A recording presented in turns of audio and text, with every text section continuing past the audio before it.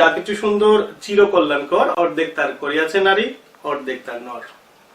একজন নারী কখনো বা মা, কখনো বা বোন, আবার কখনো বা আমাদের জীবন সাথী হিসাবে আমাদের সমাজে প্রতিষ্ঠিত।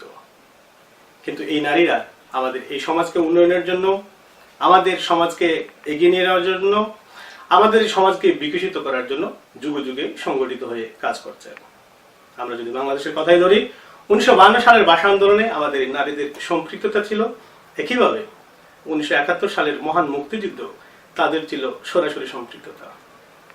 সুপ্রিয়, আমরা আজকে কথা বলবো ফ্রান্সে বাংলাদেশের প্রথম নারী সংগঠন, বিকশিত নারী সংগঠনের প্রতিষ্ঠাতা সভাপতি তৌফিক শাহেদের সাথে। তৌফিক শাহেদ, আপনাকে স্বাগত জানাচ্ছি। আপনাকেও। প্রথমে আমরা জানতে চাইবো বিকশিত নারী সংগঠন সম্পর্কে। জি, আমি প্রথম থেকে আপনাকে বলছি, এটা প্রতিষ্ঠা হয়েছে আপনার 2013 সনে 6 জুলাই। 1 বছর পেরিয়ে গেছে ইতিমধ্যে। তো সুন্দর এবং সাবলীল ভাবে আমরা এগিয়ে যাচ্ছি ফ্রান্স তথা এই প্যারিসের মাটিতে। তো ভাইয়া, এখন আপনি কি জানতে চাচ্ছেন এক্স্যাক্টলি? আপনারা আসলে এখানে কোন ধরনের কার্যক্রমগুলো করেন আপনাদের এই সংগঠনের মাধ্যমে? জি, আমাদের এই সংগঠনের কয়েকটা উদ্দেশ্য।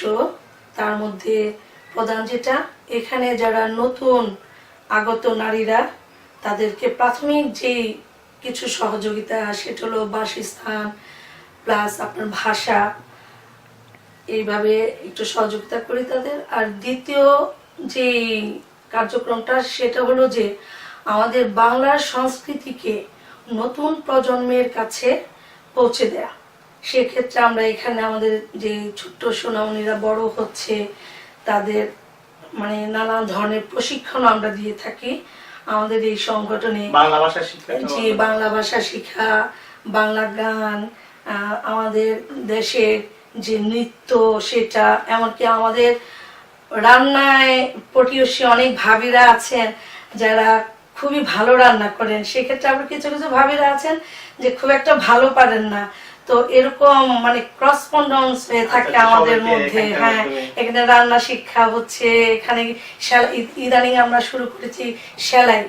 হ্যাঁ, যে আপনি কিছু কিছু ভাবি এখানে সেলাই কাজ শিখছেন অন্য ভাবিদের কাছ থেকে যারা খুবই পটু বা দক্ষ এই ব্যাপারে। তো আমি এই পদক্ষেপটা নিয়েছি এই জন্য যে অনেক ভাবিরা আছেন যে বাহিরে যেতে খুব একটা ইচ্ছুক না, তো ওনারা ঘরে বসেই কিন্তু আর্ন করতে পারবে। উপরন্তু ওনার নিজের কাপড়টাও যেন উনি বানিয়ে পড়তে পারে। তো এই সমস্ত মানে দুটো পয়সা আয়ও যেন ওনারা ঘরে বসে করতে পারে, প্লাস এই সংস্কৃতিটা যেন আমাদের নতুন প্রজন্মকে আমরা সঠিকভাবে মানে দিতে পারি। এই শিক্ষাটা কি পরিমাণে সাড়া পাচ্ছেন? এখানে কি অনেকে আসছেন আপনাদের? হ্যাঁ, অবশ্যই। আমাদের বিকশিত নারী সংঘ নামে একটা পেজ আছে, ওখানে গেলে আপনি দেখতে পারবেন যে আমাদের অভিজ্ঞ যে বিকশিত নারীরা আছেন, ওনারা এক একটা সেক্টরে এক একটা কাজ করে যাচ্ছেন। তাহলে আমরা এটা ধরে নিতে পারি, বা এটা এখন খুবই গুরুত্বপূর্ণ যে বিষয়, যে আমাদের ঘরে যারা আছে বাংলাদেশ থেকে, যে পরিবারের আমাদের যে বোন বা যে ভাবিরা আসছে, অন্তত এই জিনিসগুলো যদি শিখে রাখে তাহলে তাদের অনেক কাজে আসতেছে। অবশ্যই এখানে যারা নতুন আসছেন তাদেরকে এমন ভাবি আমরা, অর্থাৎ বিকশিত নারী সংঘ আমাদের সাধ্য অনুযায়ী গাইড দিয়ে যাচ্ছি, তারা যেন সংসারের পাশাপাশি ঘরে বসে কিছুটা আর্ন করতে পারেন, যেটা তার জীবন ধারণের জন্য অনেক কাজে লাগবে। এছাড়াও আমরা আমাদের সাধ্য মতো যদি অন্য কোনো অ্যাঙ্গেল থেকে কাজের কোনো অফার পাই, মানে কাগজ ছাড়া অবস্থায় যদি আমরা কাজে লাগাতে পারি, সেখানেও কিন্তু আমরা ওই সহযোগিতাটা করে যাচ্ছি। বিভিন্ন নারীদের বিভিন্ন কাজে আমরা লাগানোর জন্য চেষ্টা করছি এবং লাগাচ্ছি। তো আমার যে উদ্দেশ্যগুলি, এর মধ্যে অবশ্যই আমি অনেকটা সাকসেস হয়েছি। অনেক প্রায় 8 থেকে 10 জন নারীকে আমি ইতিমধ্যে নানানভাবে কাজের সন্ধান দিয়েছি। এমনকি ওই যে একটু আগে যেটা আমি বললাম যে ওনারা ঘরে বসে আর্ন করতে পারবেন, সেইভাবে ওনাদের নানানভাবে আমরা সহযোগিতা করে যাচ্ছি। আচ্ছা, বিকশিত নারী সংগঠনের মাধ্যমে আমাদের যে জাতীয় দিবসগুলো আছে সেগুলোকে আপনারা পালন করেন? জি, আমাদের এই সংগঠন প্রতিষ্ঠিত হওয়ার পর আমরা প্রথম পেয়েছি 21শে ফেব্রুয়ারি। সেটা খুবই সুন্দর এবং অনেকের উপস্থিতিতে আমরা সেটা পালন করেছি। আর আগামীতে আসছে আমাদের ডিসেম্বর মাস, তারপরে আসবে আপনার স্বাধীনতা দিবস, আবারও 21শে। তো অবশ্যই আমরা এই দিনগুলোর প্রতি একটু বিশেষ নজর দিয়েছি বা দিব, এই জন্য যে আমাদের যে কমিটমেন্ট, যে আমাদের পরবর্তী প্রজন্মের কাছে আমাদের বাংলার ইতিহাস, আমাদের সংস্কৃতিকে পৌঁছে দেওয়া। আমরা যদি ওই দিনগুলা সঠিকভাবে পালন না করি তাহলে আমরা আমাদের উদ্দেশ্য থেকে বিচ্যুত হব। সো আমি এবং আমাদের একটাই উদ্দেশ্য যে বিশেষ দিনগুলা অর্থাৎ আমাদের জাতীয় দিনগুলাকে অবশ্যই পালন করব এবং আমাদের পরবর্তী প্রজন্মকে মেসেজ পৌঁছে দিব এবং তাদের অংশগ্রহণে এই দিনগুলা আমরা পালন করব। তৌফিকে সাহেব, আমরা এই 21বিংশ শতাব্দীতে এসেও দেখতে পাচ্ছি আমাদের গৃহ থেকে শুরু করে রাজনীতির মাঠ সব জায়গায় নারীরা কোনো না কোনোভাবে নির্যাতনের শিকার হচ্ছেন, সহিংসতায় তারাও সহিংসতার শিকার হচ্ছেন। তো আপনি একটি নারী সংগঠনের সভানেত্রী হিসাবে আপনার প্রতিক্রিয়া বা কি বলবেন? আসলে ভাইয়া, আপনার এই কথাটার মধ্যে অনেকটা লজ্জা, অনেকটা ঘৃণা, অনেকটা দুঃখবোধ আছে।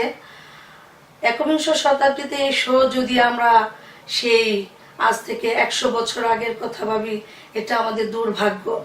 তবে আপনার সাথে আমি একমত না এই জন্য যে আজকে আমাদের নারীরা অনেক এগিয়ে গেছেন।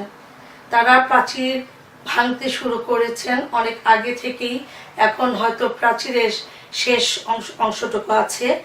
আমি এই কথা বলতে এটাই বুঝাচ্ছি যে আজকে আপনি প্রতিটা সেক্টরে নারীরা সমানভাবে কাজ করে যাচ্ছে, সেই প্লেন চালানো থেকে শুরু করে সেই পাতাল ট্রেন পর্যন্ত।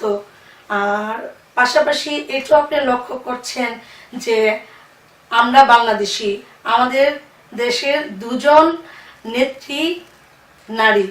সো এখানে আপনার সাথে আমি একমত না এই জন্য যে 21বিংশ শতাব্দীতে এসে আমরা পিছিয়ে আছি। আসলে আমরা পিছিয়ে না, আমরা নিগৃহীত হচ্ছি। এটা কেন হচ্ছে আসলে বারবার তো কথা বলিনি, আমি বলছিলাম যে আমাদের নারীরা নির্যাতনের শিকার হচ্ছেন আসলে। আচ্ছা, নির্যাতনের শিকার কিন্তু আমরা এই জন্য যে হচ্ছে আমাদের মন মানসিকতা, আমাদের সামাজিক এবং পুরুষতান্ত্রিক সমাজের যে মন মানসিকতা, সেটাকে পরিবর্তন করতে হবে, পরিবর্তন আনতে হবে। আর এই আনার জন্যই আমাদের সংগ্রাম। একদিন আসবে অবশ্যই পরিবর্তন, আশা করি। আপনাকে আসলে অসংখ্য ধন্যবাদ জানাচ্ছি অনেক ব্যস্ততার মাঝে আমাদেরকে সময় দেওয়ার জন্য। আমরা শেষের দিকেই শুধু আমাদের নারীদের উদ্দেশ্যে বিকশিত নারী সংগঠনের সদস্য সহ অন্যান্য যারা ফ্রান্সে বসবাস করছেন বাংলাদেশি নারী, তাদের উদ্দেশ্যে আপনি কি বলবেন? জি, আমি পরিশেষে একটি কথাই বলবো। বিকশিত নারী সংঘের পক্ষ থেকে বিকশিত নারী সংঘের সকল সদস্য যারা আছেন, সেই সাথে সারা বিশ্বের সকল নারীদেরকে যে আমাদের এই অগ্রযাত্রা যেন অব্যাহত থাকে, আমাদের সেই প্রচেষ্টা চালিয়ে যেতে হবে। একদিন আমাদের জয় অনিবার্য। ধন্যবাদ সবাইকে বিকশিত নারী সংঘের পক্ষ থেকে। আল্লাহ হাফিজ। সুপ্রিয়, আমরা আপনাদের আগেই জানিয়েছিলাম আমরা যখন যে বিষয়গুলি প্রয়োজনীয় মনে করছি সেগুলো নিয়ে আমরা আপনাদের সামনে হাজির হচ্ছি। আপনাদের সহযোগিতা, আপনাদের উৎসাহ আর আপনাদের পরামর্শ আছে বলে আমরা এই কাজগুলো করছি। আমরা বিশ্বাস করি আপনারা আমাদের সাথে থাকবেন এবং সব সময় আমাদেরকে উৎসাহ দিয়ে যাবেন। ধন্যবাদ আপনাদের।